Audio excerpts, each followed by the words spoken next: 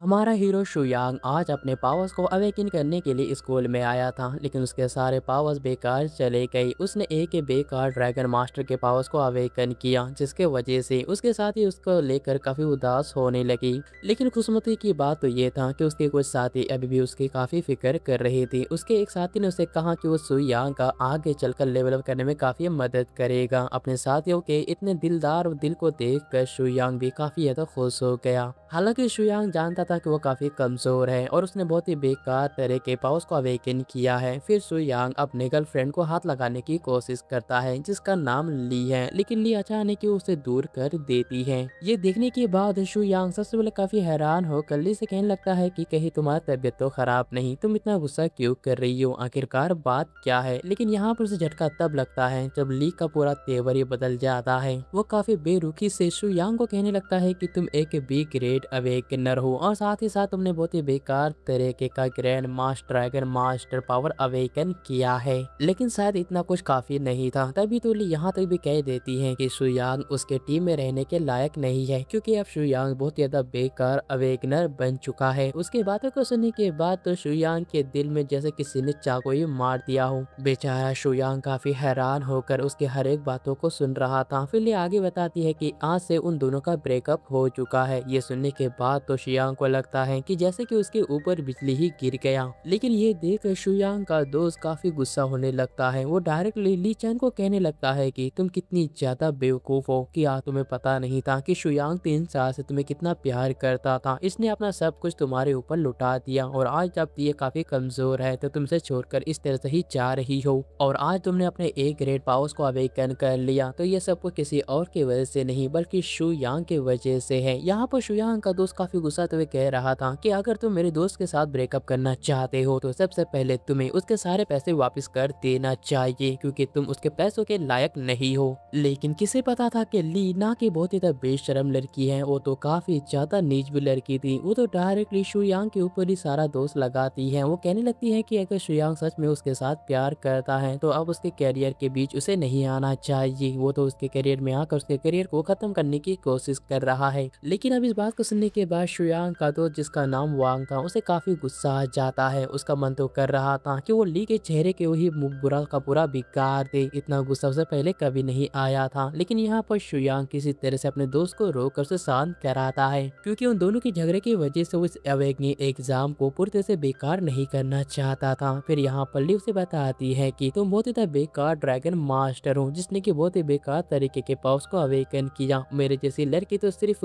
जू शाओ जैसे स्मार्ट लड़के के साथ ही रहना चाहिए। अब यहाँ पर हमें पता चलता है कि असल में ली ने जानबूझकर शुयांग को छोड़ा है, वो भी एक अमीर लड़के के वजह से। कुछ ही देर में वहाँ पर जू शाओ नाम का एक लड़का आ जाता है, जो कि असल में वही अमीर लड़का है। यहाँ पर जू शाओ आने के बाद हमारे हीरो शुयांग का मजाक उड़ाते हुए कहने लगता है कि तुम्हारा जैसा बेकार और गरीब लड़का ली जैसी खूबसूरत लड़की के लायक नहीं। यहाँ पर तो शुयांग ये देखकर बहुत चक्कर रह जाता है। लेकिन साथ ही साथ शुयांग अपने आप से कह रहा था कि क्या ये सब कुछ मेरा मजाक इसलिए उड़ा रहे हैं क्योंकि मैं सिर्फ एक ड्रैगन मास्टर हूँ। लेकिन तभी अचानक शुयांग देखता है कि वो एक अजीब ही तरह के प्लेस में ट्रांसपोर्ट हो चुका है। उसके सामने एक गोल्डन प्लेस था। ये देखकर शुयांग को सबसे पहले काफी हैरानी होता है, लेकिन तभी शुयांग देखता है कि उसके सामने एक सिस्टम एक्टिवेट हो चुका है, जो कि शुयांग को बधाई देते हुए कह रहा था कि वो एक ग्रैंड मास्टर बन चुका है। जिस बात को सुनने के बाद शुयांग काफी खुश हो जाता है, क्योंकि असल में इसका मतलब ये था कि शुयांग के पास जो सिस्टम है उसकी मदद से वो किसी भी तरह के ताकतवर ड्रैगन के साथ अपना टीममेट बना सकता है। और ऐसा कहा जाता है कि प्राचीन काल में एक ड्रैगन के पास इतना पावर था कि वो पूरे के पूरे अर्थ को ही डिस्ट्रॉय कर सकता था। इसलिए ये बात जानने के बाद शुयांग काफी एक्साइटेड हो जाता है। वो कहने लगता है कि बस एक बार उसे एक ड्रैगन मिल जाए, फिर उसके बाद उस ड्रैगन का मास्टर बन जाएगा। फिर इस पूरे अर्थ में ऐसा कोई भी नहीं होगा जो कि उसे हरा सके। शुयांग यहाँ पर खुश हो ही रहा था कि तभी ड्रैगन नेस्ट सिस्टम दोबारा शुयांग को बताता है कि उसे किसी भी तरह से लेवल 8 के ड्रैगन के ब्लड को इकट्ठा करना होगा। अगर उसने इस मिशन को कंप्लीट कर लिया तब उसे रिवॉर्ड के तौर पर एक ड्रैगन सॉर्ड मिलेगा, यानी कि एंशिएंट ड्रैगन सॉर्ड याजी। हालांकि शुयांग सबसे पहले इस बात को सुनने के बाद थोड़ा खुश तो था, लेकिन तब जब उसे याद आता है कि याजी ड्रैगन असल में एंशिएंट चाइनीज ड्रैगन है, जिसे कि काफी स्ट्रॉन्ग माना जाता था। और आजकल के टाइम के ड्रैगन के पास सिर्फ वो उनके पंख हैं और उनके अंदर सिर्फ कुछ ही याजी ड्रैगन के ब्लड्स हैं, लेकिन पहले के ज़माने के चाइनीज़ ड्रैगन्स काफ़ी स्ट्रॉन्ग हुआ करते थे और इतना स्ट्रॉन्ग थे कि वो बड़े से बड़े ड्रैगन्स को एक ही झटके में हरा देंगे आजकल के ज़माने के। ये जानने के बाद शुयांग सच में काफ़ी ज़्यादा खुश हो जाता है। वो मन ही मन कहने लगता है कि एक बार जब वो अपने चाइनीज़ ड्रैगन याजी को पूरी तरह से अवेकन कर लेगा तब वो काफ़ी स्ट्रॉन्ग बन जाएगा और जो भी उसके ऊपर इतना अभी हंस रहे हैं वो उन सभी को काफ़ी ज़्यादा सताएगा और उन्हें अपने अपमान का बदला लेगा, क्योंकि उसका चीनी ड्रैगन सभी से काफ़ी ज़्यादा स्ट्रॉन्ग होगा, यानी कि वो 9 हेवन से भी स्ट्रॉन्ग ड्रैगन होगा। जिसके बाद कुछ ही देर में स्कूल का पावर अवेकनिंग सेरेमनी पूर्ति से ख़त्म हो जाता है, जिसके वजह से सारे के सारे स्टूडेंट अब अपने अपने घर चले गए थे। रात में हम देखते हैं कि शुयांग अपने कमरे में सो रहा था कि तभी अचानक वो दोबारा अपने गोल्डन ड्रैगन प्लेस में चला जाता है। वहां पर जाने के बाद शुयांग देखता है कि वहां पर कई सारे ड्रैगन्स थे। उन्हीं में से एक ड्रैगन उसका था। उसका ड्रैगन अभी तक अवेकन नहीं हुआ था। इसी की वजह से शुयांग अपने हाथ से अपने ड्रैगन को टच करता है, लेकिन जैसे ही शुयांग ने अपनी एक स्टेचू वाले ड्रैगन के ऊपर टच किया था, उसके अंदर से काफी खतरनाक तरीके का गोल्डन लाइट निकला था, जिसकी वजह से गोल्डन प्लेस और भी गोल्डन तरीके से चमकने लग गया। ये देखने के बाद शुयांग काफी घबरा जाता है, क्योंकि उस पावर का प्रेशर काफी ज्यादा हाई था।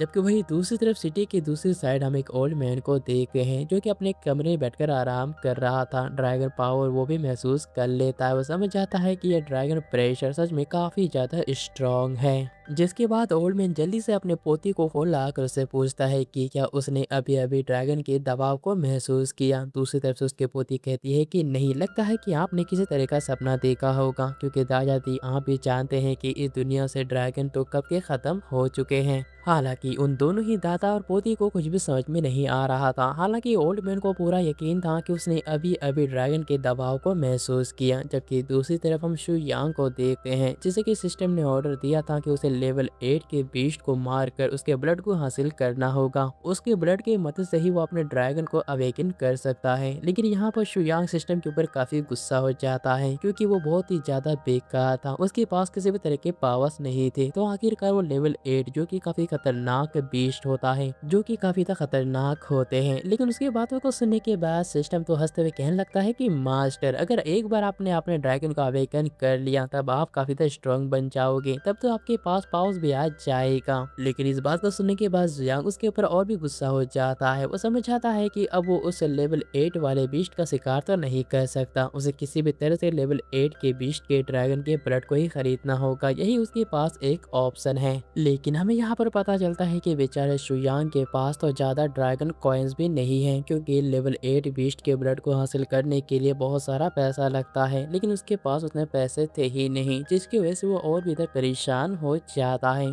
तभी वहाँ पर वांग का फोन बजता है। वांग उसे बताता है कि हम लोग एक साथ कल शिकार करने जाएंगे। लेकिन उदास भरे आवाज में शुयांग उसे बताता है कि उसके पास तो पावर से नहीं है, तो आखिरकार वो फाइट कैसे करेगा, वो नहीं जाना चाहता। तब वांग दूसरी तरफ से उसे बताता है कि मेरे भाई, तुम्हें चिंता करने की कोई भी जरूरत नहीं, क्योंकि अगर तुम हमारे साथ शिकार करने जाओगे तो तुम्हें एक रिसेंट स्क्रोल मिलेगा। इस स्क्रोल का काम ये होता है कि ये स्क्रोल कई सारी चीजों के साथ एक्सचेंज कर सकता है। कई सारे लोग इसे पाने के लिए काफी ज्यादा मेहनत भी करते हैं। लेकिन शुयांग को भी ये बात काफी अच्छी तरह से पता था कि उस रिसेंट स्क्रोल को हासिल करने के लिए उसके पास सिर्फ 0.01% चांस है, जो कि किसी लॉटरी को जीतने से भी सबसे ज्यादा मुश्किल काम था। यहाँ पर शुयांग जो होता है वो धीरे धीरे अपना होश खो रहा था, वो हार मान रहा था। लेकिन तभी उसे अंदर का आवाज सुनाई देता है। अंदर का शुयांग उसे कहने लगता है कि पहले तो तुम काफी ज्यादा तगड़े थे, तुम काफी ज्यादा हौसलेमंद थे, तो आखिरकार तुम हार क्यों मान रहे हो? क्या तुम्हें अपना बदला नहीं लेना? इन सब बातों को याद करने के बाद शुयांग में दोबारा जोश भर जाता है। फैसला करता है कि वो कल शिकार में जाएगा और जिसने भी उसका अपमान किया था वो उसके अपमान का भी बदला लेगा।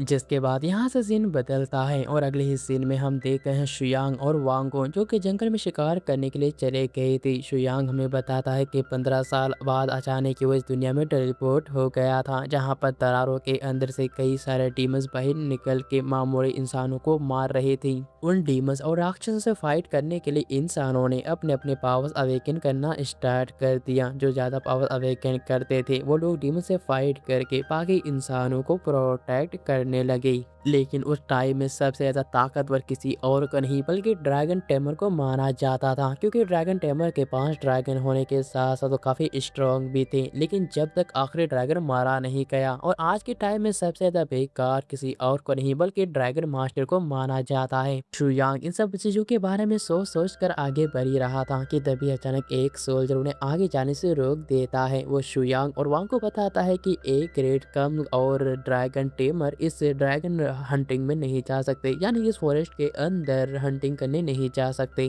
सोल्जर की बातों को सुनने के बाद सुयांग और वांग दोनों ही काफी हैरान हो जाते हैं। वांग तो काफी हैरान होकर कहने लगता है कि हमें तो इस तरह के रूल के बारे में पता ही नहीं था। सोल्जर बेरुखी से उन्हें बताता है कि तुम्हारे पास काफी ज्यादा कमजोर पावर्स हैं। एक है ड्रैगन टेमर और दूसरा है बी ग्रेड अवेकनर, जिसके पास किसी भी तरह का अटैकिंग पावर नहीं है। और इसके अलावा मैं ये बात भी जानता हूँ कि तुम दोनों काफी ज्यादा कमजोर हो। अगर तुम दोनों ही इस जंगल के अंदर गए तो इसका मतलब ये होगा कि तुम दोनों ने साफ साफ अपने मौत को ही दावत दे दिया है, जिसकी वजह से अब सुयांग और वांग दोनों ही काफी ज्यादा उदास हो जाते हैं। लेकिन तभी वहाँ पर एक बेहद खूबसूरत लड़की आती है जिसका नाम मिस यांग था। मिस यांग को देखकर वो सोल्जर उन्हें काफी अच्छी तरह से ग्रीट करता है। मिस यांग उन्हें बताती है कि असल में वो इस फॉरेस्ट के अंदर कुछ काम से आई है। तभी यांग का नजर सुयांग और वांग के ऊपर पड़ता है। वो उन दोनों को इनवाइट करती है कि अगर वो लोग चाहे तो उसके साथ इस फॉरेस्ट के अंदर जा सकते हैं। हालांकि मिस यांग की खूबसूरती को देखकर वांग तो काफी ज्यादा हैरान हो जाता है कि वो सच में काफी गजब की खूबसूरत थी। लेकिन तभी अचानक मिस यांग के बातों को सुनने के बाद वो सोल्जर थोड़ा घबराते हुए कहने लगता है कि मैम, भले ये दोनों ही आपके स्टूडेंट हैं, लेकिन हमारा सिटी के रूल के मुताबिक आप इन दोनों को अपने साथ अंदर नहीं ले जा सकती। तब उसके बातों को सुनने के बाद अचानक मिस यांग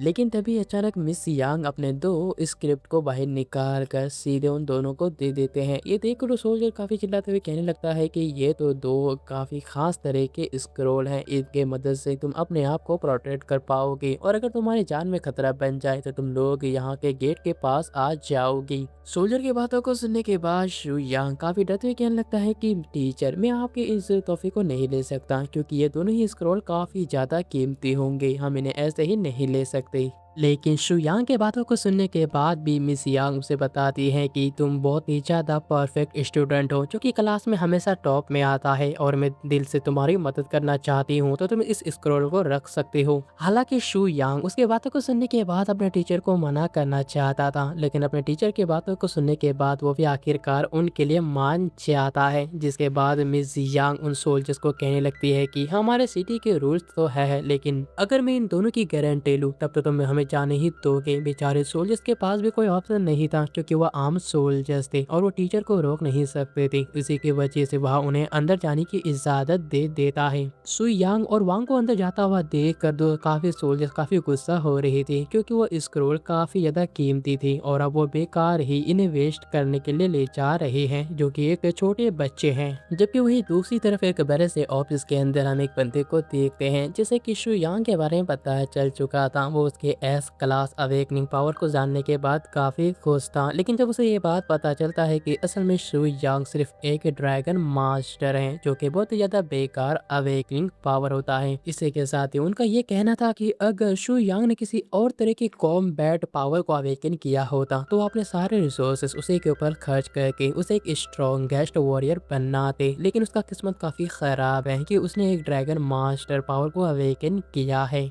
जिसके बाद यहाँ से सीन शिफ्ट होकर हम शू यांग को देखते हैं। शू यांग भी काफी सारे बीस्ट के साथ फाइट कर रहा था। उसकी फाइटिंग स्किल भी काफी ज्यादा कमाल की थी, जबकि साथ ही वांग भी जमीन पर रहकर कई सारे बीस्ट के साथ फाइट कर रहा था। ये दोनों ही मिलकर यहाँ पर कई सारे हाई लेवल बीस्ट के शिकार कर रहे थे, ताकि उन्हें मारने के बाद उन्हें बेच सके और उनके कोर्स को हासिल कर सके। कुछ ही देर में वो लोग अपने शिकार को कंप्लीट कर लेते हैं और इस बार उन्होंने काफी अच्छा खासा मुनाफा भी कमा लिया था। जिसके बाद शाम हो जाता है, जहाँ पर वांग पानी पीते हुए शू यांग से कहने लगता है कि मिस यांग मैम भी काफी ज्यादा ब्यूटीफुल है और वो कोई आम लड़की नहीं लगती। लेकिन फिलहाल उन्हें पता था कि उन दोनों के पास इतना ज़्यादा टाइम नहीं है कि वो लोग इस बातों को वेस्ट करें। हालांकि उन दोनों ने कई सारे बेस्ट का शिकार तो किया था, लेकिन उन लोगों के पास किसी भी तरह का रीसेट स्क्रॉल नहीं आया था। उनके पास सिर्फ कचरा ही हाथ लगा हुआ है, जिसकी वजह से वो दोनों आखिरकार उदास होकर फॉरेस्ट के अंदर से बाहर आने लगते हैं। उन दोनों को बाहर आता हुआ देखकर वही सोल्जर जो कि सबसे पहले उन दोनों को रोक रहा था, ये देखकर वो अपनी आंखों पर यकीन नहीं कर पाता। उसे तो लग रहा था कि ये दोनों लड़के अंदर जाने के बाद मारे गए होंगे, लेकिन अब वो उन दोनों को बाहर आता हुआ देखकर खुद ही काफी ज्यादा हैरान था।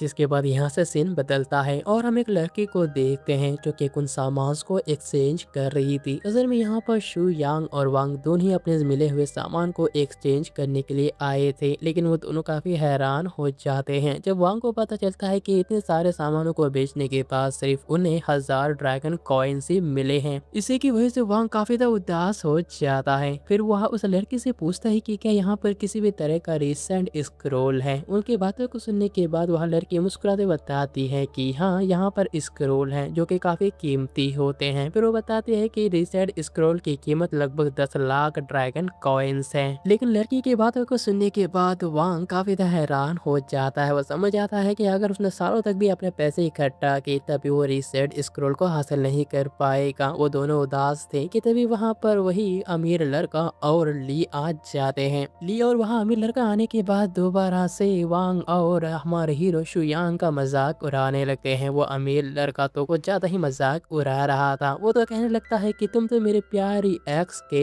एक्स हो। उन दोनों की बातों को सुनने के बाद यहाँ पर वांग और लेकिन अब ली की हरकतों को देखने के बाद शुयांग को काफी ज्यादा गुस्सा आ जाता है। इसी वजह से वो ली को कहने लगती है कि आजकल तुम्हारा धंधा तो काफी अच्छा चल रहा है, तुम अमीर लड़कों को बता बहुत ही अच्छी तरह से अपने प्यार में फंसाते हो। लेकिन अब शुयांग की बातों को सुनने के बाद जू शाओ को शुयांग के ऊपर काफी गुस्सा आ जाता है, क्योंकि यहाँ पर शुयांग ने सीधे तरीके से ली को ही गाली दे दिया था। इसी की वजह से जू शाओ को काफी गुस्सा आता है। इसी की वजह से जू शाओ जल्दी से अपने स्वॉर्ड को निकाल कर शुयांग के ऊपर अटैक करने के लिए पूरी तरह से रेडी हो जाता है। उसका मन कर रहा था कि वो शुयांग को यहीं पर मार दे, लेकिन इससे पहले कि वो अटैक कर पाता, गिल्ड में जो काम कर रही लड़की थी वो काफी तेजी के साथ उनके बीच में आ जाती है और वो काफी गुस्सा होते हुए जो शाओ को गुस्से से कहने लगती है कि अगर तुमने इस गिल्ड के अंदर फाइट की तो इसके लिए तुम्हें बहुत ही खतरनाक पनिशमेंट दिया जाएगा। हो सकता है कि तुम हमेशा हमेशा के लिए जेल में भी चले जाओ। उस लड़की की बातों और उसकी आंखों में देखने के बाद जो शाओ को भी काफी डर लग जाता है और आखिरकार वो इसके बात को मानकर अब लड़ना बंद कर देता है। तब उसे ऐसा करता हुआ देखकर अचानक ली अपने पूरे बॉडी को ही जू शाओ के बॉडी के साथ टच कराती है और फिर बड़े प्यार से जू शाओ को कहने लगती है कि डार्लिंग, तुम तो यहाँ पर मेरे भाई के लिए एक रिसेंट स्क्रॉल खरीदने के लिए आए थे। इस बात को सुनने के जू शाओ भी कहता है कि अरे हाँ, मैं तो भूल ही गया था। फिर वो उस गिलवा लड़की को अपना कार्ड देते हुए कहने लगता है कि तुम उसे मेरे गर्लफ्रेंड के लिए बुक। यहाँ पर शुयांग साफ साफ समझ जाता है कि यह लड़का अपने पैसों का काफी शो ऑफ कर रहा है। लेकिन तभी अचानक वहाँ पर एक और खूबसूरत लड़की आती है जो कोई और नहीं बल्कि मिस यांग थी। मिस यांग को देखने के बाद शुयांग और वांग दोनों ही काफी हैरान हो जाते हैं। लेकिन मिस यांग आगे आते हुए उस लड़की से कहने लगती है कि तुम्हारे पास जो सबसे आखिरी रिसेंट स्क्रॉल है तुम वो मेरे लिए बुक कर दो। अजीब बात तो ये था कि वो लड़की बिना कुछ कहे बहुत ही आसानी के साथ उसके बात को भी मान जाती है। लेकिन मिस यांग को देखने के बाद अचानक के लिए काफी गुस्सा हो जाती है, क्योंकि वो रिसेंट स्क्रॉल अपने ब्रदर के लिए लेना चाहती थी। लेकिन गिल्ड की लड़की उसे बताती है कि मिस यांग उनके गिल्ड की सुप्रीम वीआईपी गेस्ट है और इसी की वजह से सबसे पहले उसे ही वहाँ चीज मिल सकता है। तब इस बात को सुनने के बाद ली थोड़ी गुस्सा तो कहने लगती है कि मिस यांग मैम, अभी आपका लेवल 8 है तो आखिरकार आपको रिसेंट स्किल की क्या जरूरत। मैं आपसे विनती करती हूँ कि प्लीज आप ये स्क्रॉल मेरे ब्रदर के लिए रहने दीजिए। जिसके बाद गिल्ड की लड़की जल्दी से मिस यांग को उसका रिसेंट स्क्रॉल देती है। लेकिन यहाँ पर सबसे ज्यादा हैरानी की बात यह था कि मिस यांग उस रिसेंट स्क्रॉल को लेने के बाद सीधे शू यांग को देती है, जो देखने के बाद शू यांग के साथ साथ वहाँ पर जितने भी सारे लोग थे उन सभी को अपनी आंखों पर यकीन नहीं होता कि ये रिसेंट स्क्रॉल इतनी कीमती था और वो शू यांग को ऐसे ही दे रही थी। हालांकि शू यांग उस रिसेंट स्क्रॉल को लेना बिल्कुल भी नहीं चाहता था, लेकिन मिस यांग से ये कहकर देती है कि ये शू यांग के ऊपर उसका एक कर्ज होगा और बेचारे शू यांग को ना चाहते हुए भी रिसेंट स्क्रॉल को लेना ही पड़ता है। जिसके बाद मिस यांग काफी गुस्सा होकर चैन ली को कहने लगती है कि आखिरकार शू यांग तुम्हारा एक के स्टूडेंट यानी कि तुम्हारा साथी है, तो तुम अपने साथी का इज्जत करना सीखो, तुम उसे इतने ज़्यादा बेइज्जती नहीं कर सकते। मिसियांग की बातों को सुनने के बाद जी शाओ और चैनली दोनों ही बाहर आ जाते हैं, लेकिन चैनली को काफ़ी गुस्सा आ जाता है क्योंकि जी शाओ ने मिसियांग के सामने कुछ नहीं बोला था। तब जी शाओ से बताता है कि असल में मिसियांग एक बहुत ही पावरफुल बंदी है, वो इतने ज़्यादा पावरफुल है कि उन जैसे लोगों के सामने हमारा फैमिली टिक नहीं सकता। इस बात को जानने के बाद वो समझ जाती है कि उसने बहुत ही बेकार यानी कि बहुत ही खतरनाक लेडी से पंगा ले लिया है। जबकि वही दूसरी तरफ हम शु यांग को देखते हैं, जिसे कि रिसेंट स्क्रोल मिलने के बाद वो काफी खुश था, लेकिन अब उसके बाद उसे ड्रैगन हॉर्न क्रिल का ब्लड चाहिए था, तब वो अपने ड्रैगन को अवेकन कर सकता था। तभी वांग से बताता है कि रिसेंट स्क्रोल सच में काफी ज्यादा महंगा होता है, लेकिन यहाँ पर असल में वांग तो सीधे शु यांग का मजाक उड़ा रहा था। वो कह रहा होता है कि ये काफी ज्यादा कीमती है और मुझे नहीं लगता कि तुम मिस यांग का इस कीमत को चुका पाओगे, तो क्यों ना तुम उसे शादी कर लो, इस तरह से तुम उसकी हस्बैंड बन जाओगी। यहाँ पर कुछ देर हंसे मजाक करने के बाद वांग अपने बच्चों को कुछ पैसे भी सु यांग को देता है। सु यांग समझ नहीं पाता है कि आखिरकार वांग ने ये क्या किया, लेकिन वांग वहाँ से जाते हुए बताता है कि अभी फिलहाल इन पैसों की सबसे ज्यादा जरूरत तुम्हें है, तो मुझे निराश मत करना। जिसके बाद शु यांग दोबारा से और फिर उनसे लेवल 8 के ड्रैगन क्रिल हॉर्न का ब्लड के बारे में पूछता है। वो लेडी बताती है कि उनके पास है। इस बात को जानने के बाद शुयांग जल्दी से अपने रिसेंट स्क्रोल को एक्सचेंज करते हुए उस ड्रैगन के ब्लड को हासिल कर लेता है, लेकिन साथ ही साथ शुयांग गिल्ड वाली लड़की को सीक्रेटली कह रहा था कि वो इस राज को राज रखे, क्योंकि वो इस बारे में किसी को भी नहीं बताना चाहता। जिसके बाद शुयांग अपने दोस्त के साथ दोबारा स्कूल में आने लगता है ताकि वो अपने ब्लडिंग पावर का इस्तेमाल करके अपने ड्रैगन को अवेकिन कर सके, लेकिन जब वहाँ का देखता है तो वहाँ पर ट्रांसफर स्टोन था ही नहीं। ये देखकर वो सभी काफी हैरान हो जाते हैं। तब स्कूल का टीचर थोड़ी उदास आवाज में बताता है कि असल में जी फैमिली ने सारे स्टोन को वापस ले लिया। उनके मुताबिक उन स्टोन में किसी तरह का खराबी था, जिसे कि वो रिपेयर करने के लिए लेकर चले गए हैं। जबकि दूसरी तरफ हम यू शाओ को देखते हैं, जो कि जो से हंसते हुए शुयांग को कहने लगता है कि हैरान हो गए क्या, शायद तुम्हें पता ही नहीं कि वो कंपनी किसी और की नहीं बल्कि मेरी ही फैमिली की है, और मैंने जानबूझकर उन स्टोन्स को वापस बुलवा लिया है। लेकिन जू शाओ के बातों को सुनने के बाद वांग को तो काफी गुस्सा आ जाता है। वो अपने टीचर को कहने लगता है कि ये जानबूझकर किया गया है, लेकिन अफसोस की बात ये था कि टीचर भी कुछ नहीं करते भी। उनकी बातों को सुनने के बाद शु यांग चेली को कहने लगता है कि तुम्हारी जैसी सेकंड हैंड यूज करने वाली लड़की होनी चाहिए, क्योंकि तुम आखिरकार सेकंड हैंड ही तो बन चुकी हो। यहाँ पर शु यांग साहब चैन ली का बेइज्जती कर देता है, जिसकी वजह से जू शाओ और चैन ली दोनों को ही काफी गुस्सा आ जाते हैं। वो दोनों ही अपने अपने पावर्स को एक्टिवेट करके सीधे शु यांग के ऊपर अटैक कर देते हैं। असल में उन दोनों का इरादा ये था कि आज वो लोग शु यांग को जान से ही मार देना चाहते थे, लेकिन दूसरी तरफ शु यांग बस शांत खड़े रहकर हल्की सी मुस्कुराहट के साथ उनके अटैक को अपनी तरफ आता हुआ देख रहा था। उसका इरादा बिल्कुल भी उन्हें ब्लॉक करने का नहीं था। तभी अचानक उसके सामने एक बड़ा सा पेड़ आ जाता है, जिसकी वजह से वो सारे अटैक उस पेड़ से टकरा कर वहीं पर डिस्ट्रॉय हो जाते हैं। फिर हम देखते हैं कि असल में टीचर ने ही इस अटैक को रोका था। वो काफी गुस्सा होकर चैन ली और यू शाओ को कहने लगते हैं कि तुमने अपने साथी के ऊपर अटैक किया, मैं तुम्हें परीक्षा से बाहर भी निकाल सकता हूँ। अब यहाँ पर सभी को यही लग रहा था कि शु यांग ट्रांसफर स्टोन के मदद से अपने क्लास को बिल्कुल भी नहीं बदल सकता, क्योंकि यही उसका किस्मत है। लेकिन शु यांग सभी को हैरान करते हुए कहने लगता है कि आखिरकार मैंने कब कहा कि मैं अपने क्लास को बदलना चाहता हूँ। इस बात को सुनने के बाद सबसे ज्यादा झटका तो वांग को लगता है। वांग कहता है कि तुम्हारे पास ड्रैगन नहीं है, तो आखिरकार तुम बिना ड्रैगन के कैसे स्ट्रॉन्गेस्ट बनोगे। वांग शु यांग काफी ठंडे आवाज में कहता है कि अगर मेरे पास एक ड्रैगन हो तब क्या होगा। लेकिन शुयांग की बातों को सुनने के बाद तो वहाँ के स्टूडेंट को जैसे कि सबसे बड़ा झटका लग जाता है। तभी वो सभी एक एक करके शुयांग के ऊपर हंसने लगते हैं। उनकी नज़र में शुयांग शायद पागल हो चुका है। वो अपने आप को सच में एक ड्रैगन मास्टर समझने लगा है, वो भी बिना ड्रैगन की, क्योंकि ये बात सभी को पता था कि सैकड़ों साल पहले ही सारे के सारे ड्रैगन्स मारे गए हैं और आजकल ये सिर्फ सपना ही देख रहा है। लेकिन शुयांग शांत और ठंडे आवाज में कहता है कि अगर मेरे पास एक ड्रैगन हो तो क्या होगा। और अचानक ही शुयांग को अपने अंदर से अपने ड्रैगन की आवाज सुनाई देता है, जो कि उसे जगाने की बातें कर रहा था। शुयांग भी बिना किसी देरी किए अपने ड्रैगन ब्लड का इस्तेमाल करते हुए अपने ड्रैगन को अवेकिन करना स्टार्ट कर देता है, जहाँ पर जो उसका स्टेचू था वो धीरे धीरे गोल्डन लाइट में चमकने लगता है। शुयांग के पीछे काफी तेज लाइट चमक रहा था, आसमान सुनहरे रंग का हो जाता है। ये देखकर सभी काफी ज्यादा चौंक जाते हैं। लेकिन इसी के साथ ही शुयांग के ड्रैगन के पावर की वजह से वहाँ पर जितने भी सारे टीचर्स और डिसाइपल्स थे उन सभी के ऊपर एक बहुत ही खतरनाक दबाव पड़ता है, जिसकी वजह से वो कुछ नहीं कर पा रहे थे, जिसकी वजह से सभी के सभी शुयांग के आगे घुटने पर ही बैठ जाते हैं। साथ ही हम शुयांग के ड्रैगन को देखते हैं, जिसका सिर ड्रैगन यानी कि टाइगर जैसा था और बॉडी ड्रैगन जैसा, देखने में काफी खतरनाक और काफी स्ट्रॉन्ग था। तभी आसमान में छोटे छोटे दरारें पड़ने लगते हैं, जिसके अंदर से वही ड्रैगन बाहर आता है, जिसके पर्सन को देखकर ही सभी काफी ज्यादा हैरान और काफी ज्यादा डर जाते हैं। ये देखकर चैनली काफी हैरान होकर कहने लगती है कि जुयांग ने तो सच में एक असली के ड्रैगन को बुला लिया। मुझे यकीन नहीं था कि शुयांग इतने ज्यादा स्ट्रॉन्ग है। लेकिन उन सभी को अभी भी यकीन नहीं हो रहा था, क्योंकि उन सभी ने ये बात काफ़ी अच्छी तरह से पढ़ा था और उन्हें ये बात काफ़ी अच्छी तरह से मालूम था कि ड्रैगन सैकड़ों साल पहले ही विलुप्त यानी कि गायब हो चुके थे। तो आखिरकार कोई ड्रैगन को कैसे समन कर सकता है। उन सभी की हैरानी के बीच अचानक ही स्कूल में लगा हुआ एक घंटी एक बार बज जाता है। इसका मतलब ये था कि शुयांग सच में एक एस क्लास ड्रैगन हंटर यानी कि ड्रैगन टीमर है, जो कि काफ़ी स्ट्रॉन्ग है। लेकिन फिर तभी अचानक दूसरी बार वह घंटी बच जाता है, जिसका मतलब ये था कि शुयांग एस क्लास का पावर अवेकनर है। यहाँ तक कि इस घंटी की आवाज पूरी सिटी में ही फैल जाता है, जिसकी वजह से उन सभी को लगता है कि शायद उनके सिटी में दो एस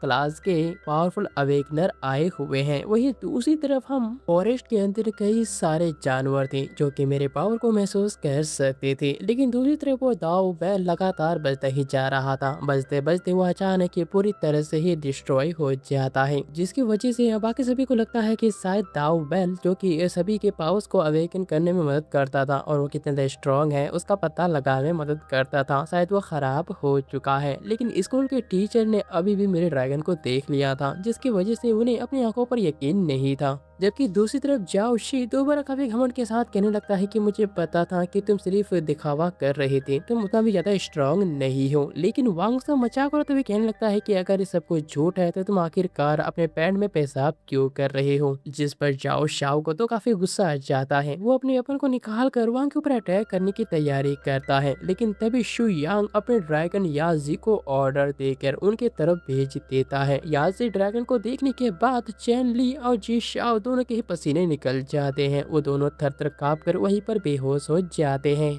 जिसके बाद शु यांग अपने ड्रैगन को हाथ हिलाकर वापस भेज देता है, क्योंकि बिना बात के अपने ड्रैगन को यहाँ पर नहीं रखना चाहता था। साथ ही टीचर भी शु यांग के पावर को देखकर काफी इम्प्रेस हो जाते हैं। वो समझ जाते हैं कि भले ही दाव बेल खराब हो चुका है, लेकिन अब शु यांग एक एस क्लास अवेकनर है। जिसके बाद शु यांग अपने टीचर से कहने लगता है कि आपको पता ही होगा कि अगर कोई गैर कानूनी काम करे तो उन्हें सजा मिलना चाहिए, और इसके अलावा जी फैमिली ने जानबूझकर स्टोन्स को कलेक्ट करके रखा है, तो आखिरकार रूल के हिसाब से उनको किस तरीका सजा मिलना चाहिए। लेकिन तभी उन्हीं के बातों के बीच अचानक ही टीचर का फोन बजता है। टीचर फोन उठाते हैं तो काफी घबरा जाते हैं। वो शुयांग को बताते हैं कि नेदर डंजन के अंदर अजीब तरह के खतरे आ चुके हैं, उसके अंदर हमारे टीचर यांग फंस चुकी है। ये बात सुनने के बाद शु यांग काफी घबरा जाता है। वो बिना एक पल बर्बाद किए ही उस डंजन की तरफ चला जाता है, जहाँ से कई सारे लोग डर के मारे भागते आ रहे थे। डंजन का दरवाजा बहुत ही अजीब तरह से रिएक्ट कर रहा था। ये देखकर शुयांग अपने आप से ही कहने लगता है कि उसे टीचर यांग को किसी भी तरह से बचाना ही होगा। लेकिन तभी सिस्टम शुयांग को बताता है कि वो ड्रैगन ब्लड का इस्तेमाल करके उनके पावर को इस्तेमाल कर सकता है। शुयांग काफी खुश हो जाता है। वो उस ब्लड का इस्तेमाल करके एक स्वॉर्ड को समन करता है। वो समझ जाता है कि भले ही याज ड्रैगन उसे अभी कंट्रोल में नहीं है, लेकिन उसके पावर का तो इस्तेमाल कर ही सकता। लेकिन इससे पहले कि शुयांग नेदर थ्रोन डंजन के अंदर जा पाता, एक लड़का उसे रोक लेता है। वह उसे बताता है कि इस जगह में काफी ज्यादा खतरा है, लेकिन शुयांग एक पल भी बर्बाद नहीं करना चाहता था। पहले तो वो लड़के को समझाने की कोशिश करता है कि वो अपने टीचर को बचाने के लिए अंदर जाना चाहता है, लेकिन वो लड़का शुयांग की बातों को समझने के लिए रेडी ही नहीं था। तब जाकर शुयांग अपने ड्रैगन पावर को इस्तेमाल करता है। वो अपनी आंखों से उस लड़के को देखता है, जिसकी वजह से वो लड़का वहीं पर जम जाता है। शुयांग उसे इग्नोर करके उस डंजन के अंदर एंटर हो जाता है। वो एंटर होने के बाद डंजन के दूसरी साइड चला जाता है, जहाँ का नजारा काफी ज्यादा खौफनाक खतरनाक होता है। वो जगह इतना ज़्यादा खतरनाक और इतना डरावना था कि देखते ही पूरा रूह ही कांप जाए। तभी शुयांग के सामने दो बदमाश लड़के आ जाते हैं जो कि शुयांग से पैसे मांगते हैं। शुयांग उन्हें देखकर समझ आता है कि वो लोग उसको प्रोटेक्ट करने के लिए पैसे चाहते हैं। एक आदमी उसे बताता है कि ये जगह अब पूरी तरह से बेकाबू हो चुका है, तुम्हारे जैसे कमजोर लड़कों को प्रोटेक्ट करने की काफी जरूरत है, इसी वजह तुम हमें पैसे दो और हम तुम्हें प्रोटेक्ट करेंगे। लेकिन शुयांग उनकी बातों को सुनने के बाद अब काफी ज्यादा बोर और थोड़ा गुस्सा भी हो जाता है, क्योंकि वो यहाँ पर सिर्फ अपने टीचर को बचाने के लिए आया था। इसी की वजह से वो अपने याज़र ड्रैगन को वहाँ पर बुलाता है। याज़र ड्रैगन के आते ही वो दोनों ही बदमाश डर के मारे थर थर कांप जाते हैं, जो अभी बहुत ही ज्यादा अपने आप को ताकतवर दिखा रहे थे। अब वो शुयांग के सामने गिर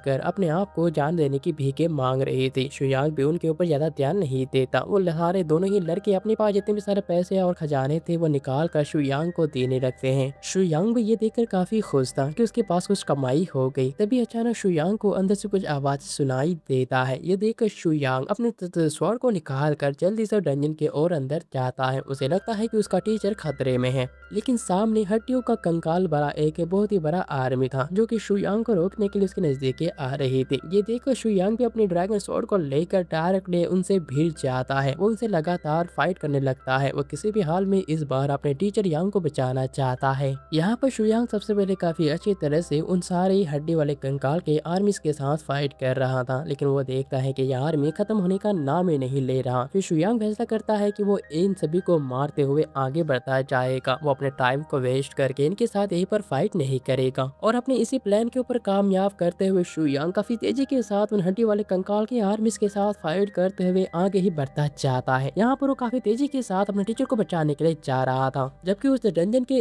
और भी अंदर हम देखते हैं मिस यांग को, जिसे की जंजीरों से बांधा गया था। लेकिन मानना होगा कि मिस यांग काफी ज्यादा हॉट एंड सेक्सी होती है दोस्तों। लेकिन तभी हम वहाँ पर एक डीमन लेडी को देखते हैं जिसने की मिस यांग को बंदी बनाकर रखा था। असल में वो मिस यांग को अपने महाराज यानी कि अपने किंग को तोहफे में देना चाहती थी। हालांकि वो डीमन लेडी मिस यांग को हार मारने के लिए फोर्स कर रही थी, लेकिन मिस यांग इतने तक घायल और उनके बंदी होने के बावजूद भी उनसे हार मानना नहीं चाहती थी। तभी उन सभी की बातों के बीच दरवाजे से उन्हें किसी के जोरदार चिल्लाने की आवाज सुनाई देता है। कुछ ही देर में वहाँ पर शु यांग आ जाता है, जो कि मिस यांग को इस हालत में देखकर काफी गुस्सा होते हुए डीमन लेडी से कहने लगता है कि आखिरकार तुम लोगों का हिम्मत कैसे हुआ मिस यांग को इस तरह से बांध कर रखने की। और फिर इतना कहने के बाद शु यांग उन डेंटिकल्स वाले डेंजरस आर्म्स के साथ काफी खतरनाक लेवल का फाइट करना स्टार्ट कर देता है। शु यांग के पावर को देखकर हड्डी वाले आर्मी भी ये देखकर काफी डर गए थे। उन लोगों के बीच अब इतना ज्यादा हिम्मत नहीं था कि वो शु यांग को जाकर उसके फाइट कर सके। मिस यांग ये देखकर हैरान तो कहने लगती है कि आखिरकार तुम यहाँ पर क्या कर रहे हो, ये डंजन बहुत ज्यादा खराब हो चुका है, हमसे संभाल नहीं सकते, तुम्हें यहाँ से निकल जाना चाहिए। लेकिन शु यांग शांत रहकर कहने लगता है कि मिस यांग मैं तो यहाँ सिर्फ आपको बचाने के लिए आया हूँ, आपको चिंता करने की कोई भी जरूरत नहीं है।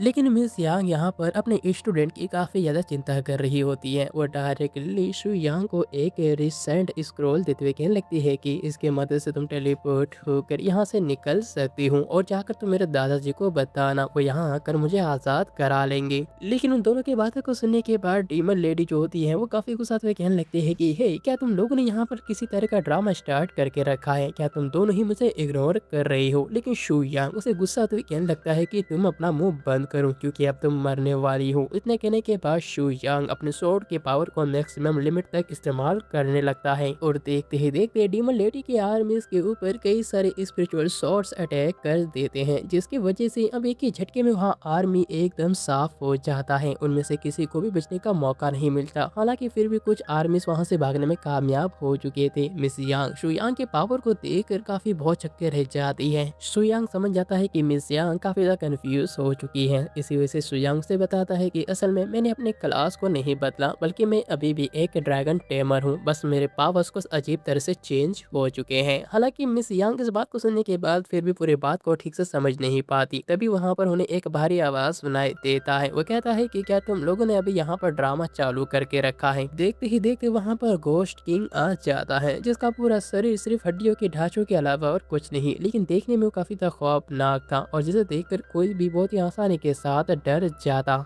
स्केलेटन किंग के ताकत को देखने के बाद मिस यांग काफ़ी डर जाती है। वो समझ जाती है कि स्केलेटन किंग काफ़ी ज़्यादा स्ट्रॉन्ग है। इसी वजह से वो सबसे पहले शु यांग को वहाँ से भाग जाने को कहती है। वो कोशिश करती है कि वो खुद इस स्केलेटन किंग को कुछ देर के लिए रोकने की ट्राई करेगी, लेकिन दूसरी तरफ स्केलेटन किंग भी कहाँ अपने दुश्मन को आहत आए हुए शिकार को इतने आसानी से जाने दे सकता था। वो अपने स्पेस लॉक टेक्निक का इस्तेमाल करके अपने कई सारे स्पिरिचुअल चेंज को निकालता है। इनकी मदद से वो पूरी जगह को ही सील करना चाहता था। उसके बॉडी के अंदर से कई सारे चेंज निकलते हैं जो कि पूरे डंजन के चारों ओर फैल जाते हैं। वही बाहर की तरफ हम उन्हीं दोनों बदमाश बंदों को देखते हैं जो कि डंजन में कुछ लूटने के लिए आए हुए थे, लेकिन उनके हाथ में कुछ नहीं लगा था। तभी वो दोनों देखते हैं कि उनके तरफ काफी तेजी के साथ वही रेड कलर के चेंज आ रहे हैं। इससे पहले कि वो दोनों बंदे कुछ समझ पाते, उन दोनों ही चेंज आकर उन दोनों ही बंदों को वहीं पर मार डालते हैं, जिसकी वजह से अब स्केलेटन किंग के पावर्स भी और भी बढ़ जाते हैं। स्केलेटन किंग के पावर को देखकर शु यांग और मिस यांग दोनों ही समझ जाते हैं कि अब यहाँ से निकलना उन दोनों के लिए मुमकिन नहीं, लेकिन फिर भी वो दोनों यहाँ से निकलने की कोशिश तो कर ही सकती थी। लेकिन स्केलेटन किंग के बढ़ते हुए पावर की वजह से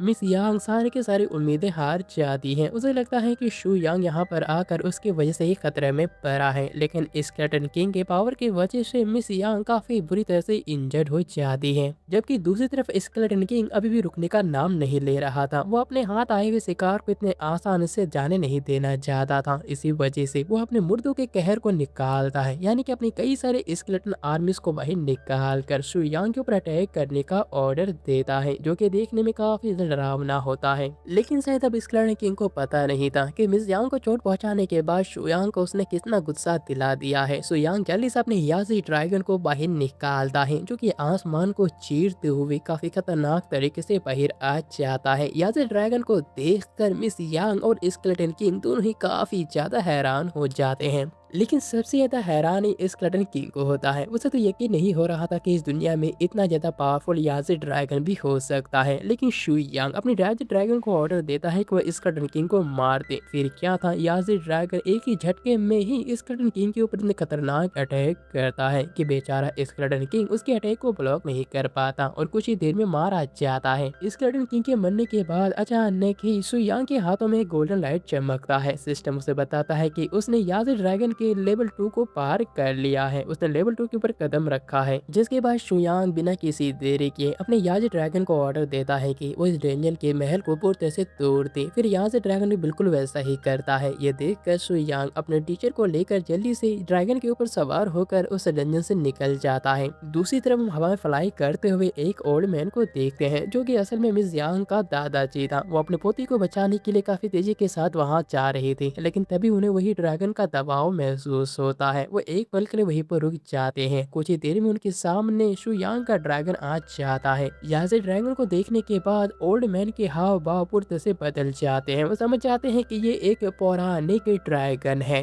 जिसके बाद शु यांग अपने ड्रैगन से नीचे उतरकर मिस यांग को लेकर ओल्ड मैन के पास जाता है, लेकिन ओल्ड मैन को लगता है कि शु यांग उसके पोती के साथ कुछ करने वाला है। इसी वजह से उसके ऊपर काफी गुस्सा होने लगता है। इन दोनों के बातों के दौरान मिस यांग को भी होश आ जाता है। होश में आने के बाद वो जल्दी से अपने दादाजी को समझाती है कि असल में शु यांग ने ही उस डंजन से उसे बचाकर बाहर लाया है, और इसके अलावा आप ही ने मुझे कहा था कि मैं ड्रैगन के रिलेटेड हर एक चीज के ऊपर नजर रखूं, तो शु यांग मेरा स्टूडेंट है जो कि नया ड्रैगन टेमर है। इस बात को सुनने के बाद अचानक ही ओल्ड मैन को कुछ याद आता है। वो जल्दी से अपने और शु यांग के चारों तरफ एक पावरफुल बैरियर क्रिएट करता है ताकि उनके बातों को कोई और ना सुन सके। फिर वह शु यांग को बहुत ही प्यार से कहने लगता है कि क्या तुम मेरे लिए एक बार तुम अपने ड्रैगन को यहाँ पर समन कर सकते हो। उसकी बातों को सुनने के बाद शु यांग भी मान जाता है, क्योंकि आखिरकार वो अपनी मिस यांग का दादाजी था, तो उन्हें अपना ड्रैगन दिखा ही सकता था। शु यांग जल्दी से अपने ड्रैगन को समन करता है, जो कि बहुत ही आसानी के साथ ओल्ड मैन के बैरियर को तोड़कर अंदर आ जाता है। हालांकि ये देख उन्हें काफी हैरानी था, लेकिन उससे भी ज्यादा उन्हें काफी खुशी था कि अपने जीवन में उन्होंने आखिरकार एक ड्रैगन को देख लिया। फिर मिस यांग पूछती है कि दादाजी आखिरकार शु यांग का ड्रैगन किताबों से इतना ज्यादा अलग क्यों है। तब वह ओल्ड मैन बताता है कि असल असल में शुयांग का ये ड्रैगन नहीं बल्कि ड्रैगन गॉड है।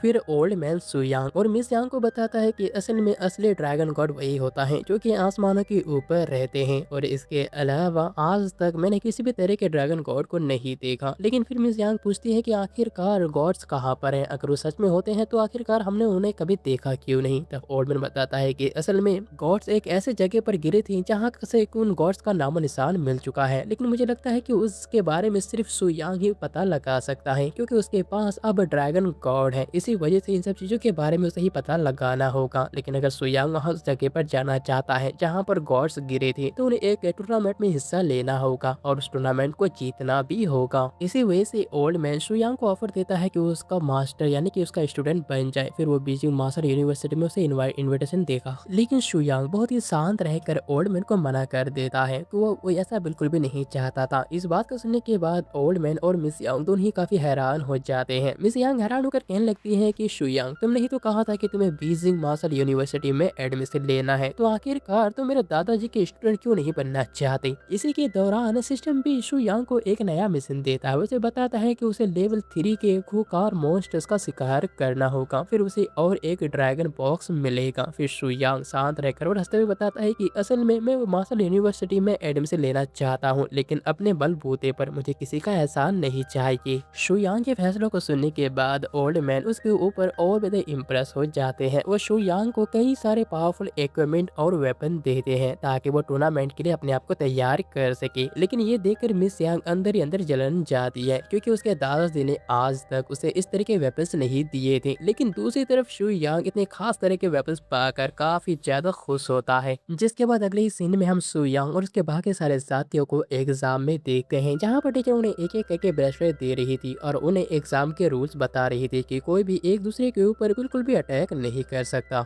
दूसरी तरफ शुयांग और वांग दोनों ही इस एग्जाम को लेकर काफी ज्यादा एक्साइटेड थे। शुयांग उसे बताता है कि तुम सिर्फ मुझे ही फॉलो करना, मैं इस एग्जाम में तुम्हें पास करके यूनिवर्सिटी में पूरी तरह से पास करवा दूंगा। दूसरी तरफ एक पेड़ के पीछे हम जी शाओ और चैन ली को देखते हैं। जी परिवार पूरी तरह से बर्बाद हो चुका था और इन सब का वजह किसी और को नहीं बल्कि शुयांग को मानता था। लेकिन साथ ही चैन ली कहती है कि हम इस एग्जाम के दौरान शुयांग को जान से ही मार डालेंगे। दूसरी तरफ एग्जाम हॉल ओपन हो जाता है, जहाँ पर डंजर एक फॉरेस्ट के अंदर सारे के सारे ही स्टूडेंट शिकार करने के लिए अंदर चले गए थे। उन लोगों को शिकार करना था ताकि वो लोग अपने अपने पॉइंट्स को बढ़ा सके और इस एग्जाम को पास कर सके। सबसे पहले शुयांग के सामने कई सारे पावरफुल वुल्फ आ जाते हैं जो कि काफी ज्यादा खतरनाक थे, लेकिन शुयांग अपने स्वॉर्ड को लेकर उन सभी से भिड़ जाता है। वो बहुत ही आसानी के साथ उन्हें गाजर और मूली की तरह काटने लगा था। ये देखकर वांग की आंखें तो खोली की खोली रह जाता है। सिस्टम भी उसे बताता है कि उसने कुछ बीस्ट को मारा है और उसका मिशन लगभग 5% कंप्लीट हो चुका है। लेकिन वांग अपने दोस्त की इतनी बड़ी ताकतवर होने के बाद वो काफी हैरान होकर उससे पूछता है कि आखिरकार तुम इतनी ताकतवर कैसे बन गई।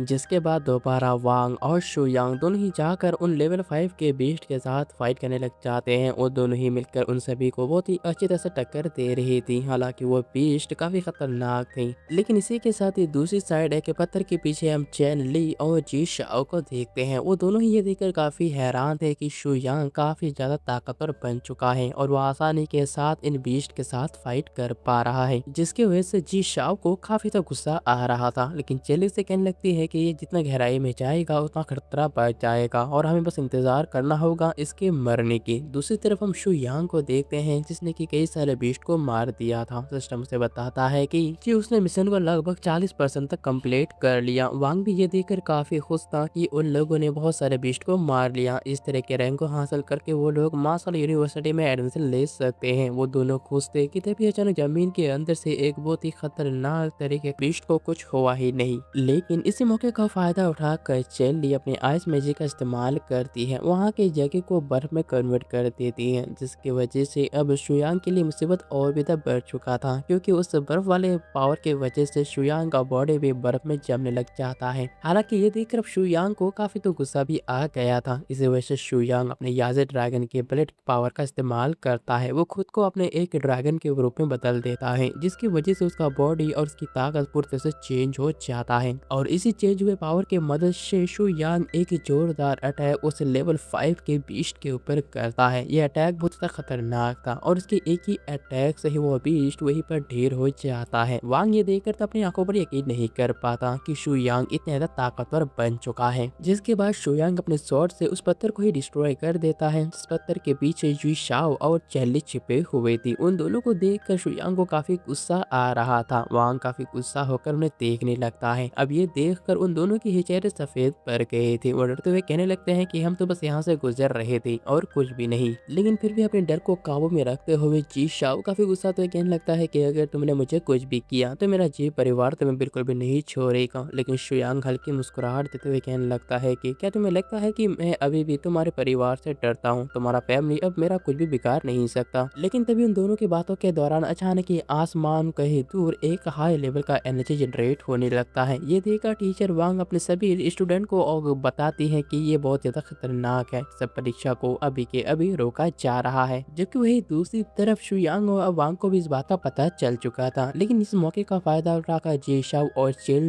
रेंगते हुए वहां से डर के मारे भाग जाते हैं। हालांकि वांग को यह देखकर काफी गुस्सा आ रहा था, लेकिन शु यांग अपने दोस्त को बताता है कि ये काफी खतरनाक है तो हमें वहां जाकर देखना होगा, तुम निकल जाओ। जिसके बाद शु यांग और वांग काफी तेजी के साथ उस हाई लेवल एनर्जी की तरफ निकल जाते हैं। उस एनर्जी के अंदर से कई सारे पावरफुल बीस्ट निकल रहे थे जो कि एक स्पेस दरार था और इसी के साथ ही जो कि बाहर निकल कर हर एक स्टूडेंट के ऊपर अटैक करने की कोशिश कर रहे थे। शु यांग अपने दोस्त को बताता है कि वो फंसे हुए लोगों को यहाँ से निकाले और मैं खुद जाकर उन बीस्ट के साथ फाइट करूंगा। जिसके बाद दोनों ही अपने अपने अलग अलग काम पर लग जाते हैं, जहाँ पर सबसे पहले शु यांग अपने याज़ी ड्रैगन को समन करके उन लेवल के बीस्ट के ऊपर अटैक करने के लिए भेज देता है। ड्रैगन आने के बाद काफी तेजी के साथ वहाँ के बीस्ट के ऊपर अटैक करके उन्हें एक एक करके बहुत ही आसानी के साथ मारने लगता है। जैसे जैसे याज़ी उन ड्रैगन्स को उन बीस्ट को मारता ही जा रहा था, सिस्टम शु यांग को नोटिफिकेशन देता जा रहा था कि उसका मिशन धीरे धीरे कंप्लीट हो रहा है। देखते ही देखते याज़ी ने कई सारे बीस्ट को मारना स्टार्ट कर दिया था। लेकिन वही दूर और एक पत्थर के पीछे दोबारा जे शाओ और चेल्ली छिपे हुए थे। वो इस मौके की तलाश कर रहे थे कि अब शु यांग के पास किसी भी तरह का ड्रैगन नहीं है तो वो अपने आप को प्रोटेक्ट नहीं कर पाएगा। फिर क्या था, वो दोनों इसी बात को सोचकर एक साथ दोबारा से शु यांग के ऊपर अटैक करने के लिए चले जाते हैं। जबकि दूसरी तरफ शु यांग को नोटिफिकेशन मिलता है कि उसने मिशन को 100% कंप्लीट कर लिया है, जिसकी वजह से उसके पास और एक ड्रैगन है और वहां उसे समन कर सकता है। और इसी के दौरान चेन ली और जी शाओ दोनों ही शु यांग के ऊपर अपने अपने पावरफुल अटैक्स कर देते हैं, जिसकी वजह से वहां पर एक बहुत ही बड़ा खतरनाक ब्लास्ट होता है। ये देखने के बाद चेन ली और जी शाओ दोनों ही काफी ज्यादा खुश थे। वो दोनों ही शु यांग का मजाक उड़ाते हुए कहने लगते हैं कि आखिरकार ये कैसा ड्रैगन टेमर था जो कि अपने आप को बचा ही नहीं पाया, बेचारा इस बन्नी पूरी बहुत मारा गया। लेकिन जैसे ही धुआं हटता है उन दोनों की आंखें खुली की खुली रह जाता है, क्योंकि शु यांग को तो छोटा सा भी चोट नहीं लगा था, बल्कि शु यांग ने सही टाइम रहते हुए ड्रैगन ब्लड का इस्तेमाल करके अपने आप को ही बदल दिया था, जिसकी वजह से उसका डिफेंस काफी स्ट्रॉन्ग हो गया था। इसी की वजह से शु यांग अब काफी गुस्सा होकर उन दोनों से ही कहने लगता है कि मैंने तुम दोनों को एक मौका दिया था, लेकिन तुम दोनों अपने हरकतों से बाज नहीं आए। अब ये देखकर जी शाओ और चेनली के चेहरे सफेद पड़ जाते हैं। वो दोनों ही नीचे गिरकर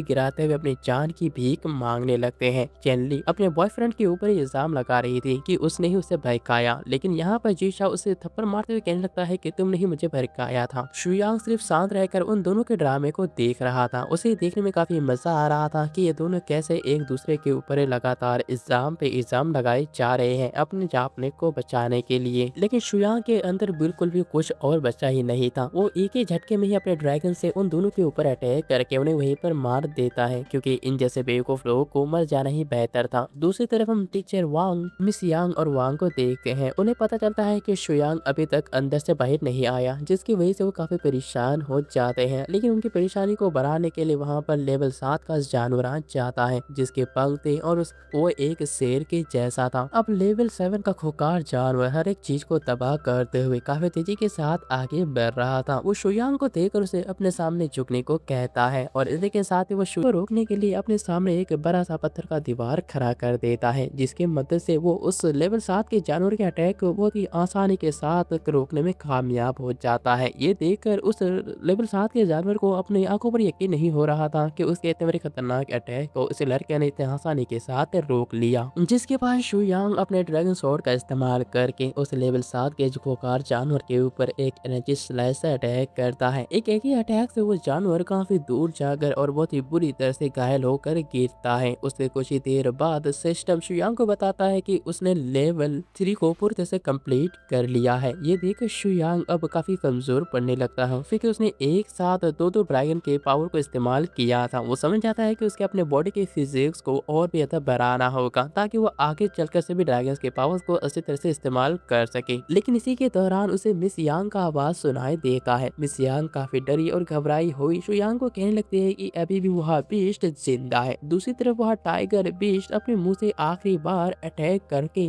और फिर मरते वक्त वो आखिरी बार शु यांग के ऊपर खतरनाक अटैक कर ही देता है, जिसकी वजह से शु यांग बेचारा घायल होकर वहीं पर बेहोश हो जाता है। जब शु यांग का आँख खुलता है तो अपने आप को हॉस्पिटल के बेड में पाता है, जहाँ पर टीचर यांग उसके रखवाली के लिए उसके पास ही बैठी हुई थी। वो शु यांग को जागता हुआ देखकर काफी खुश हो जाती है। वो उसे गले लगाते हुए कहने लगती है कि मुझे तो लगा था कि तुम मर ही गए थे, मुझे तुम्हें बचाने के लिए क्या क्या करना पड़ा। लेकिन शु यांग अंदर ही अंदर महसूस कर पाता है कि उसका बॉडी पहले से काफी ज्यादा स्ट्रॉन्ग हो चुका है और इसी वजह से उतने खतरनाक अटैक से भी अपने आप को बचा पाया था। फिर शु यांग अपने टीचर को कहने लगता है कि क्या आप पूरी रात मेरे रखवाले के लिए यहाँ पर थे। मिस यांग थोड़ी शर्माते हुए कहने लगती है कि हाँ, आखिरकार तो मेरे स्टूडेंट हो तो मुझे इतना करना ही चाहिए था। फिर यहाँ पर शु यांग उसके साथ फ्लर्टिंग करते हुए कहने लगता है कि क्या सच में सिर्फ स्टूडेंट और टीचर की वजह से। जिस बात को सुनने के बाद तो मिस यांग थोड़ी सी शर्मा जाती है। फिर शु यांग इस बात को दूसरी तरफ करते हुए कहने लगता है कि मैं जानना चाहता हूँ कि आखिरकार एग्जाम का टेस्ट क्या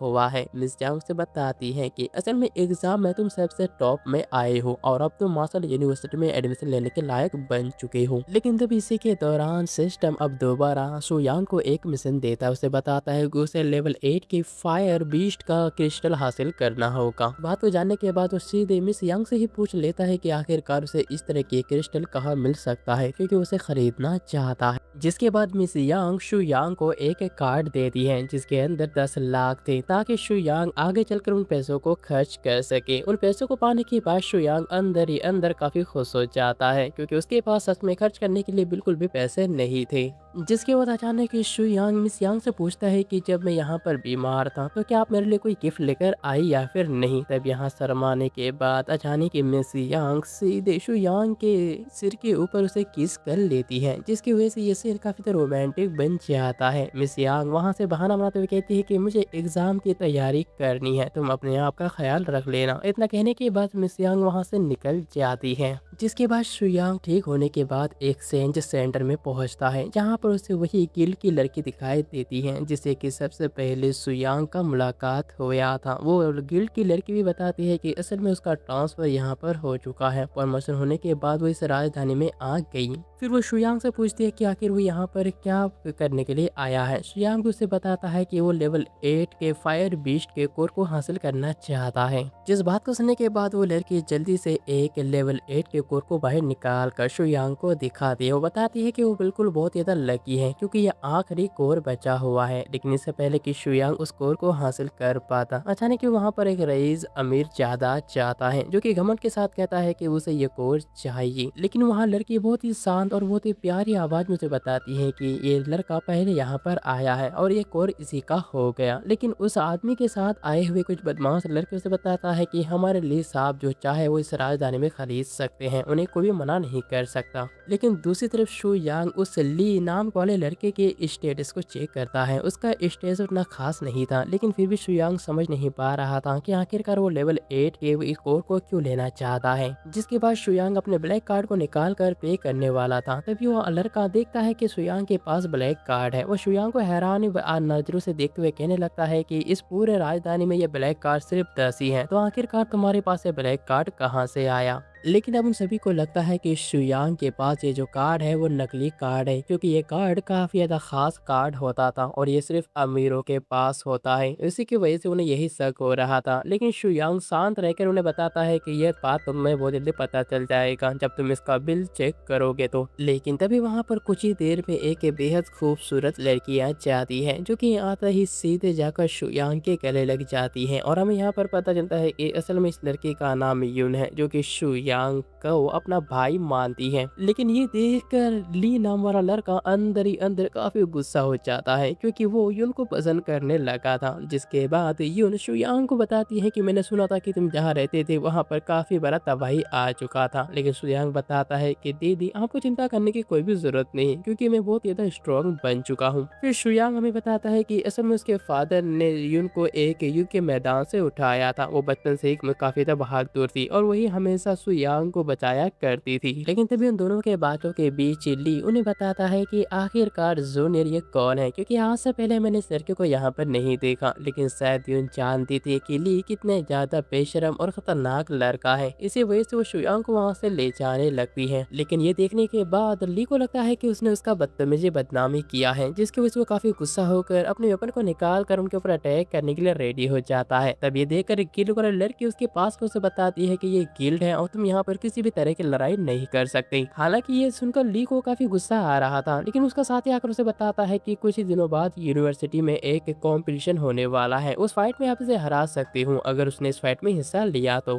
लेकिन दूसरी तरफ शुयांग ने अपने कार्ड को स्वैप करके आखिरकार उसे लेवल 8 के कोर को खरीद लिया होता है। फिर वो चिरा पे हुए ली को कहने लगता है कि तुम्हें काफी अच्छे तरह से देख लेना चाहिए कि आखिरकार मेरा पास जो कार्ड है वो असली है या फिर नकली। लेकिन दूसरी तरफ यून ये देखकर काफी हैरान होते हुए कहने लगती है कि भाई सच में तुम तो काफी ज्यादा बड़े हो गए हो। फिर ली काफी गुस्साते हुए कहने लगता है कि तुम्हें ज्यादा घमंड करने की कोई भी जरूरत नहीं है, क्योंकि भले ही तुम आज यहाँ से चले जाते हो लेकिन 3 दिन बाद यूनिवर्सिटी मास्टर कंपटीशन होने वाला है और तुम्हारा वहीं पर मुझसे मुलाकात भी होगा। इस बात को तुम काफी अच्छी तरह से याद रखना। जिसके बाद कुछ ही देर में शुयांग का ये मिशन भी कंप्लीट हो जाता है। सिस्टम उसे बताता है कि उसने ये कंप्लीट कर लिया है और इसकी वजह से उसके पास और एक ड्रैगन आ चुका है। लेकिन उसका नेक्स्ट मिशन ये होता है कि उसे टूर्नामेंट में जीतना होगा और टूर्नामेंट के किताब को हासिल करना होगा। कुछ ही दिन बाद टूर्नामेंट का दिन भी आ जाता है, जहाँ पर ओल्ड मैन सभी को बताता है कि जो कोई भी टूर्नामेंट में लेवल 4 तक आ पाएगा उसे गॉड फॉल लैंड में जाने का मौका मिलेगा, यानी कि जहाँ पर गॉड्स गिरे थे।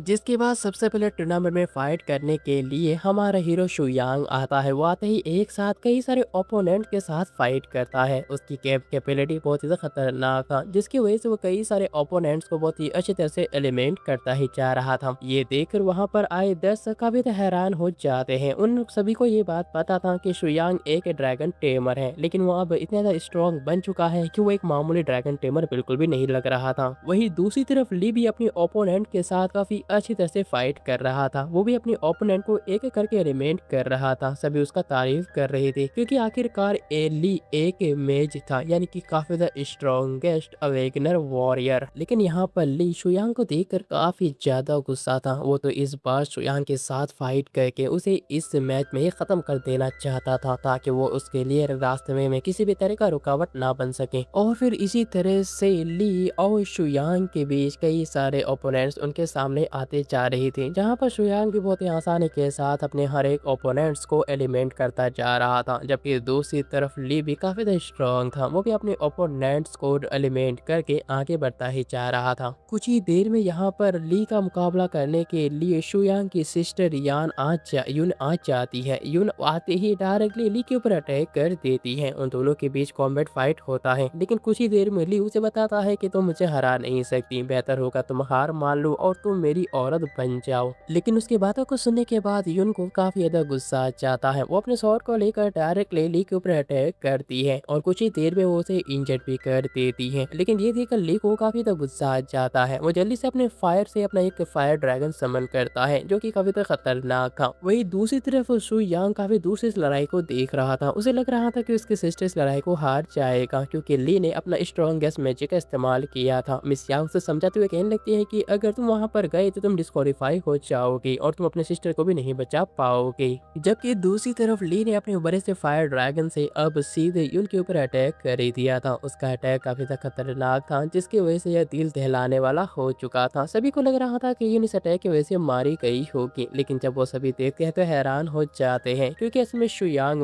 लड़ाई के मैदान में कूद चुका था। ये देखने के बाद ली को काफी तो गुस्सा आ जाता है, लेकिन शुयांग अपनी आंखों में गुस्सा भरकर ली को उससे कहने लगता है कि तुमने मेरे सिस्टर को चोट पहुंचाने की कोशिश की, मैं तुम्हें जान से ही मार डालूंगा। कुछ लोग शुयांग के इस तरह से दखल देने की वजह से काफी ज्यादा गुस्सा थे, लेकिन ओल्ड मैन उसे बताता है कि ये नियमों के खिलाफ तो गया है, लेकिन ये अपने सिस्टर को बचाने के लिए सब कुछ कुछ किया है और इसी वजह से सुयांग को 300 कॉइंस का जुर्माना देना होगा। लेकिन ली तो जैसे इस मौके का कब से इंतजार कर रहा था, वहाँ पर आए सभी लोगों और रेफरी से कहने लगता है कि वो सुयांग के साथ एक मौत का मैच करना चाहता है, यानी कि हम दोनों के बीच तब तक फाइट होता रहेगा जब तक कि हम दोनों में से कोई मर नहीं जाता। सुयांग भी तो इस बात के लिए कब से रेडी था, वो भी कहता है कि ठीक है, मैं भी इसके लिए रेडी हूँ। हालांकि ली को अभी भी लग रहा था कि वो सुयांग से काफी ज्यादा स्ट्रांग है, लेकिन सुई ली को क्या पता था कि सुयांग के पास कई सारे ड्रैगन्स हैं, उनमें से एक ड्रैगन तो गॉड लेवल का है। कुछ ही देर में सुयांग और ली शाओ के बीच कंपटीशन स्टार्ट हो जाता है, जहां पर लड़ाई के दौरान ही ली शाओ सबसे पहले अपने स्ट्रॉन्गेस्ट फायर टोर्नेडो को क्रिएट करता है। यह अटैक काफी खतरनाक था, सभी दर्शकों को यही लग रहा था कि सुयांग अब इसके अटैक के सामने बिल्कुल भी टिक नहीं पाएगा, क्योंकि सभी ये बात काफी अच्छी तरह से जानते थे कि कैसे ली शाओ एक बहुत ही खतरनाक अवेकनर है, उसके सामने बड़ा सा बड़ा अवेकनर भी टिक नहीं पाता था।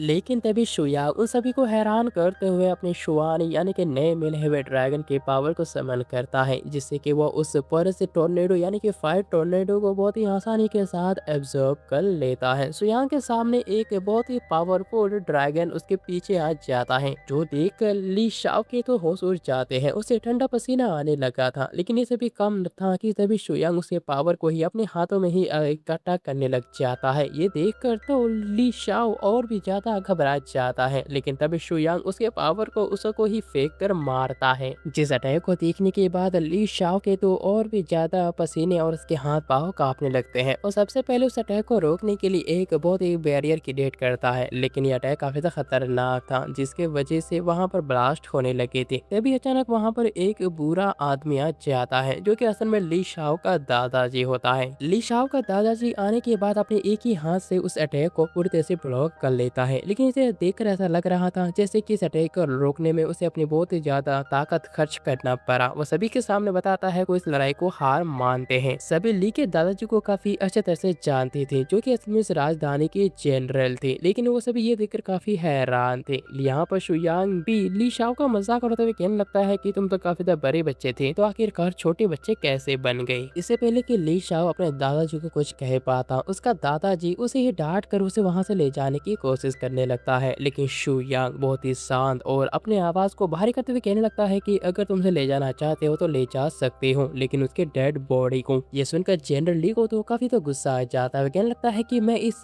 सिटी का जनरल हूँ, क्या तुम मेरे बातों को भी इग्नोर करना चाहते हो। तब यहाँ पर शुयांग बिना इमोशनल के उसे बताता है कि हाँ बिल्कुल, अगर तुमसे ले जाना चाहते हो तो उसके बदले तुम्हें मरना होगा। हालांकि सुयांग को इस बात से कोई भी फर्क नहीं पड़ रहा था कि ली जनरल कितना ज़्यादा स्ट्रॉन्ग है, क्योंकि मौत का ये न्योता तो उसके पोते नहीं दिया था। इस वजह से शुयांग इस बात को इतनी आसानी से जाने नहीं देना चाहता था, लेकिन आखिरकार उसके मास्टर के समझाने के बाद वो मान जाता है। वहाँ जल्दी से नीचे चला जाता है और अपने यून सिस्टर को देखता है। वो सभी शुयांग को सही सलामत देखकर काफ़ी ज़्यादा खुश थे, लेकिन वहाँ पर आए ऑडियंस भी ये जानकर काफ़ी खुश हो जाते हैं कि शुयांग इस टूर्नामेंट का चैंपियन बन चुका है। जिसके बाद यहाँ से सीन बदलता है और कुछ एल्डर्स मिलकर अपनी शक्तियों से एक क्रिस्टल के अंदर अपनी शक्तियां डालते हैं। उस क्रिस्टल की मदद से वो लोग गॉड फैलन लैंड को ओपन करते हैं। पोर्टल ओपन होते ही चार ही स्टूडेंट जो कि इस टूर्नामेंट के चैंपियंस थे अंदर चले जाते हैं, लेकिन अंदर जाने के बाद भी एक बहुत ही अजीब चीज होता है। यहाँ पर ली अपने बाकी 3 साथियों के साथ मिलकर शुयांग को मारने के लिए एक प्लान बना चुका था। वो सभी मिलकर शुयांग को चारों तरफ से घेर लेते हैं। उनका इरादा ये था कि वो शुयांग को इस फेरन गॉड लैंड के अंदर ही मारना चाहते थे, ताकि उसके बारे में किसी को भी कुछ पता ना चले। लेकिन शुयांग चारों तरफ से घिरा होने के बावजूद भी शांत रहकर उन्हें कहने लगता है कि तुम लोग मुझसे पहले भी हार चुके हो, लेकिन हारने के बाद भी लगता है कि तुम लोगों को किसी भी तरह का सबक नहीं मिला है।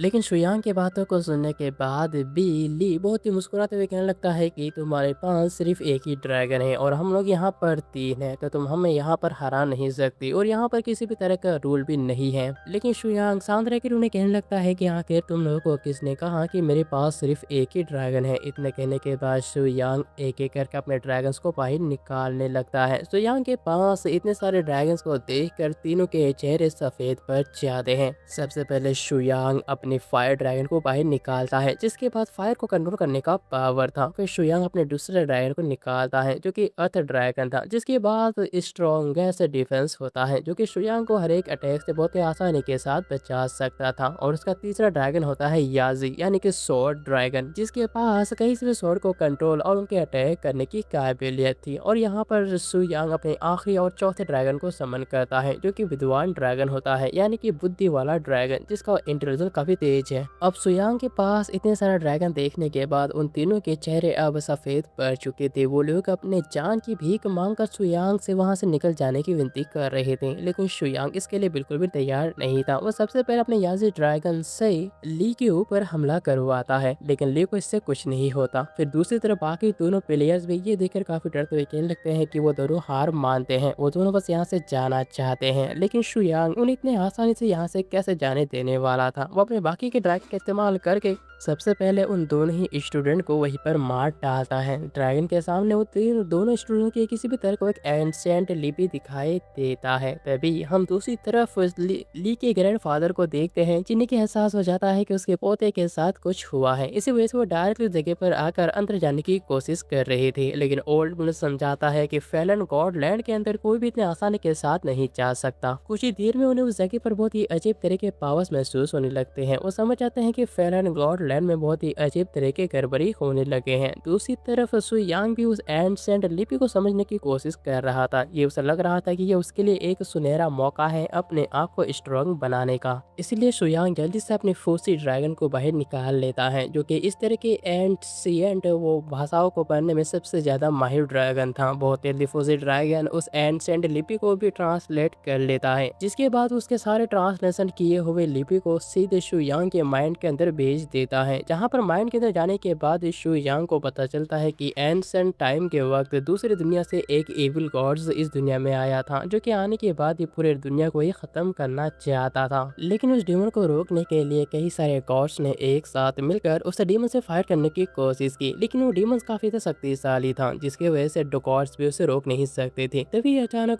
पूरी दुनिया की शक्ति एक साथ इकट्ठा हो गई और उसने मिलकर एक गोल्डन लाइट वाला कवच बनाया, जिसकी वजह से वो डीमन पूरी दुनिया में एंटर होने से रुक गया था। लेकिन वो डीमन भी काफी शक्तिशाली था, इसी वजह से उसने अपने पावर का इस्तेमाल करके पूरे अर्थ के ऊपर एक स्पेस क्रैक ओपन कर दी, जिसके अंदर से कई सारे डीमन छोटे छोटे डीमन बाहर निकलने लगे थे। तब ये देखकर दोबारा गॉड्स ने अपने अपनी शक्तियों को इकट्ठा करने लगी। उन लोगों ने इंसानों को चुनना स्टार्ट किया जो कि इन डीमन से फाइट कर सके और पूरी इंसानियत को बचा सके। सुनहरे कवच को और भी मजबूत कराने के लिए ड्रैगन्स के बलिदान दिए गए, ताकि ये सुनहरा कवच और भी ज्यादा शक्तिशाली बना रहे। अभी सारे के सारे बातें शुयांग को मालूम पड़ जाता है। उसे ये बात भी मालूम पड़ता है कि अब उस डीमन के आने में सिर्फ 3 साल ही बाकी है, और इसी के साथ सिस्टम से बताता है कि उसे और एक ड्रैगन मिल चुका है, जो कि न्याय का ड्रैगन है। जिसके बाद शुयांग जल्दी से उस फैलन गॉड ने लगता है, क्योंकि वो शुयांग को देखकर समझ गए थे कि शुयांग एक जीनियस ड्रैगन टेमर है। लेकिन दूसरी तरफ जनरली अपने बेटे पोते के गम में इतना पागल हो चुका था कि उस बात को मानने के लिए बिल्कुल भी रेडी नहीं था। लेकिन तभी शुयांग अपने न्याय के ड्रैगन यानी कि जस्टिस ऑफ ड्रैगन को समझ वहाँ पर एक लीडर आता है, जो कि जनरली को डराते हुए कहने लगता है कि तुम एक जनरल होकर एक जूनियर पर हाथ उठा रही हो, क्या तुम यही नहीं सीखा था। पर जनरली अपने दांत खींचते हुए कहने लगता है कि इस लड़के ने मेरे ग्रैंडसन को मार दिया। तब शुयांग उसे बताता है कि असल में ली और उसके बाकी सारे साथियों ने उस जगह पर मुझे मारने की कोशिश की थी, मैंने तो सिर्फ अपने आप को बचाने की कोशिश करते हुए मार डाला, तो आखिरकार इसमें गलत क्या है। जिसके बाद वहाँ लीडर शुयांग से पूछता है कि आखिर गॉड ऑफ फैलन लैंड में क्या हुआ था, वहाँ का एनर्जी अचानक ही स्टेबलाइज से डिस्टेबलाइज क्यों हो गया। तब शुयांग उन्हें बताता है कि मैंने सच पता लगा लिया कि आखिरकार इस ब्लू स्टार के साथ आगे चलकर क्या होने वाला है। हालांकि शुयांग की बातों को सुनने के बाद वहाँ पर आए सभी एल्डर्स और लीडर्स को कुछ भी समझ में नहीं आ रहा था। तब शुयांग अपने पावर का इस्तेमाल करते हुए सबसे पहले उन चारों की तरफ एक गोल्डन कवच बनाता है और उसके ऊपर उन्हें एक डेविल गॉड के बारे में बताने लगता है। वो उन्हें दिखाता है कि कैसे एंशिएंट टाइम में डेविल गॉड यहाँ पर आकर तबाही मचा चुका था। ये देखकर उन सभी के पसीने छूट जाते हैं। शुयांग उन्हें बताता है कि डेविल गॉड का जो असली रूप है वो पृथ्वी के बाहर है, लेकिन 3 साल बाद ये कवच पूरी तरह से खत्म हो जाएगा और वो डेविल गॉड पूरे अर्थ पर कब्जा करने के लिए आ जाएगा। लेकिन तभी उसके बातों को सुनने के बाद जनरली शुयांग के ऊपर गुस्सा करते हुए कहने लगता है कि उसने उसके ग्रैंडसन को मारा और वो अफवाह फैला रहा है कि पूरा ब्लू स्टार ही खतरे में है। ये तो उसके ऊपर इल्जाम लगाते हुए कहने लगता है कि शुयांग एक जासूस है। लेकिन उन सभी के बीच जो समझदार लीडर था वो समझ चुका था कि शुयांग सच बोल रहा है और उनका आने वाला 3 साल में ब्लू स्टार खतरे में पड़ेगा। इसी वजह से वो लीडर फैसला करता है कि वो पूरे राजधानी में एक ऐसा कंपटीशन रखेगा जहां पर स्ट्रॉन्गेस्ट वॉरियर को चुना जाएगा, जो कि आगे चलकर डीमंस के साथ फाइट कर सके और इस पूरे ब्लू स्टार को बचा सके। जिसके बाद अगले सीन में हम कई सारे वॉरियर्स को देखते हैं जो कि इस एग्जाम को देने के लिए आए हुए थे। टीचर उन्हें बताता है कि तुम लोगों को और भी ज्यादा खतरनाक ट्रेनिंग करना होगा ताकि आने वाले टाइम में तुम डीमन से फाइट कर सको। वहीं दूसरी तरफ हम देखते हैं शुयांग को जो कि अकेले ही एक पागल बीस्ट के साथ फाइट कर रहा था। वो बीस्ट काफी ताकतवर था लेकिन आखिरकार शुयांग अपने शॉट से उसे मार ही डालता है। सिस्टम से बताता है कि 500 में से उसने एक लेवल को कंप्लीट कर लिया है। लेकिन शुयांग ने उस बीस्ट को मारा ही था कि तभी अचानक उसके तरफ और भी कई सारे खतरनाक जानवर आने लगे थे। ये देखकर शुयांग काफी खुश हो जाता है क्योंकि आखिरकार उसे इस तरीका ही खूंखार जानवर का ही तो इंतजार था। फिर शुयांग अपने गोल्डन लाइट स्वॉर्ड टेक्निक का इस्तेमाल करते हुए एक ही साथ उन सभी जो बीस्ट के ऊपर खतरनाक तरीके से अटैक करने लगता है। यहाँ पर शुयांग उन जानवरों को गाजर और मूल की तरह काटता ही जा रहा था। उसके हाथों में जो भी आ रहा था वो जानवर वहीं पर मारा जा रहा था। ये देख उसके बाकी सारे साथी हैरान हो जाते हैं।